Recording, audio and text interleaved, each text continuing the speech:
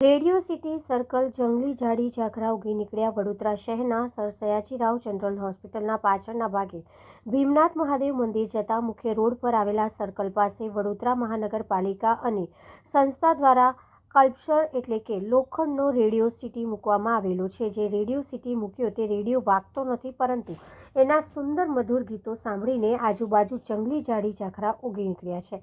કોઈપણ જાતની વડોદરા મહાનગરપાલિકા દ્વારા કે સંસ્થાઓ દ્વારા આજુબાજુ ઉગી નીકળેલા જંગલી ઝાડી ઝાકરા દૂર કરવામાં આવતા નથી, જેના કારણે સ્માર્ટ સિટી, સ્વચ્છ સિટી જેવું કાંઈ જ દેખાતું નથી। વડોદરાનું નામ ક્યાંક ડૂબી રહ્યું હોય તેવું દેખાઈ રહ્યું છે। બીજી બાજુ રેડિયો સિટી જ્યાં લગાડવામાં આવી છે તેની આજુબાજુ ઝાડી ઝાકરા તેમજ રેડિયોની ઊંચાઈના કારણે સામેથી જે ટ્રાફિક હોય તે ટ્રાફિક પણ દેખાતો નથી, તો ક્યાંક અકસ્માત થવાનો પણ ભય સતાવી રહ્યો છે। આ રેડિયો સિટી લગાવેલો છે તે રેડિયો સિટી લોખંડનો અહીંયાથી દૂર કરવામાં આવે, ઝાડી ઝાકરા દૂર કરવામાં આવે અને નાનો મસ્ત ઓટલો બનાવવામાં આવે તેવી સામાજિક કાર્યકર અતુલ ગામેજી દ્વારા તંત્ર સમક્ષ માંગ કરવામાં આવી હતી। વડોદરા શહેર સ્માર્ટ સિટી બની રહી છે, સાથે વડોદરા શહેરના બગીચાઓ, વડોદરા શહેરમાં આવેલા તમામ 4 રસ્તાઓ પર અલગ અલગ પ્રકારના સ્કલ્પચરો, મૂર્તિઓ, પ્રતિમાઓ મૂકવામાં આવી રહી છે। વડોદરા શહેરને સુંદર બતાવવાનો પ્રયત્ન કરવામાં આવી રહ્યો છે।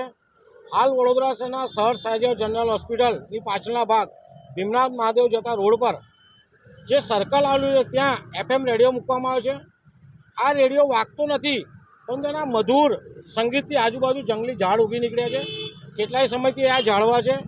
વડોદરા મહાનગરપાલિકા તેમજ જે તે સંસ્થાઓ દ્વારા અહીંયા સાફ સફાઈ કરવી જોઈએ, પરંતુ કરતા નથી।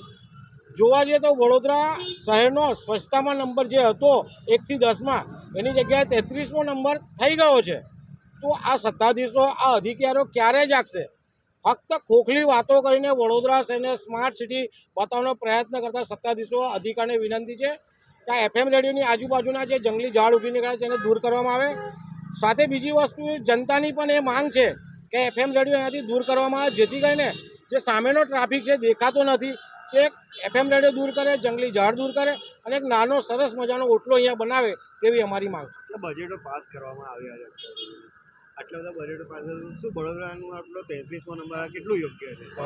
વડોદરા મહાનગરપાલિકા દ્વારા દર વર્ષે કરોડો રૂપિયાનું બજેટ બહાર પાડવામાં આવે છે, કામગીરી બતાવવામાં આવે છે, જનતાના નાણાંનો વ્યય કરવામાં આવે છે, પરંતુ વડોદરા શહેરને કેટલાય સમયથી સ્માર્ટ સિટીના ફક્ત સપના બતાવે છે।